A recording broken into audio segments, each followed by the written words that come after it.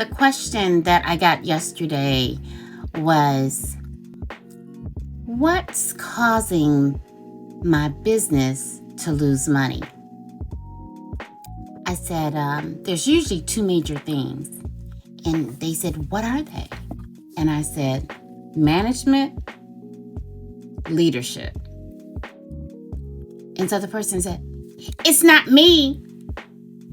And so what I told them, it's not about you.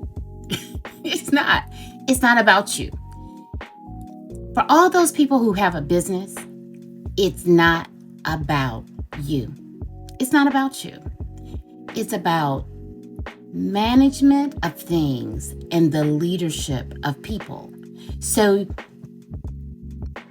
it's bigger than you, is my point.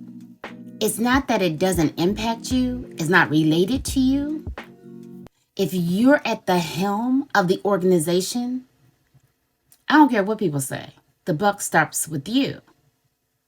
And it starts with you.